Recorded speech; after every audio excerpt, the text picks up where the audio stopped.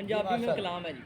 जेब नू हथ ਜਦੋਂ ਜਾਂਦਾ ਏ ਜੇਬ ਨੂੰ ਹੱਥ ਜਦੋਂ ਜਾਂਦਾ ਹੈ ਫਿਰ ਪੈ ਪੁਕਾਰਾਂ ਜਾਂਦੀਆਂ ਨੇ। ਹਾਏ ਹਾਏ ਜੇਬ ਨੂੰ ਹੱਥ ਜਦੋਂ ਜਾਂਦਾ ਏ ਫਿਰ ਫਿਰ ਪੈ ਪੁਕਾਰਾ ਪੁਕਾਰਾਂ ਜਾਂਦੀਆਂ ਨੇ ਤੇ ਫਿਰ ਪੈ ਪੁਕਾਰਾਂ ਜਾਂਦੀਆਂ ਨੇ 4 ਰੁਪਏ ਲਾਈਏ ਤੇ ਫਿਰ ਬਹਾਰਾਂ ਆਉਂਦੀਆਂ।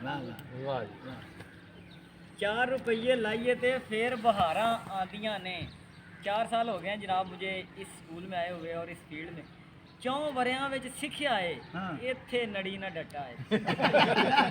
दाद दो यार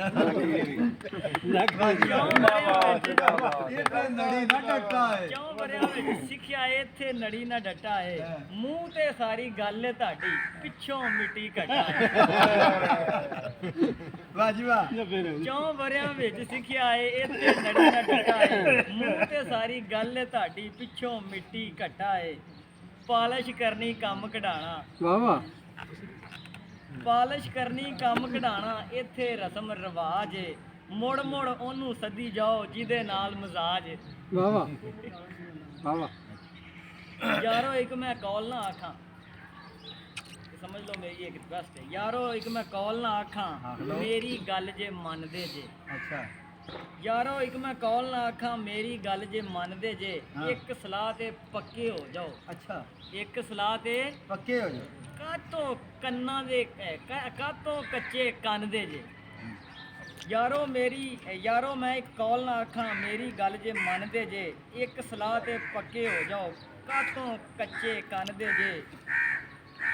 दिलों हो के वक्त निभाइए दिलों हो के वक्त निभाइए मगरों कदी भी लाइए ना। महीने लेट जे करनी है तो पार्टी फिर खवाइए ना।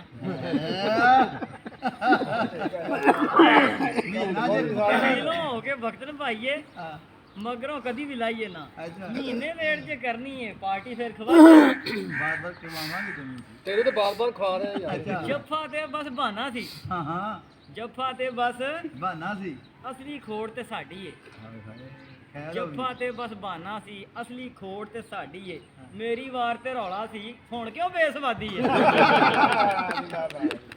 मेरी वार ते रौला जी हुण क्यों बेसवादी है। इधर पिछले भावें ना हा सदो पर ना वेला हथों।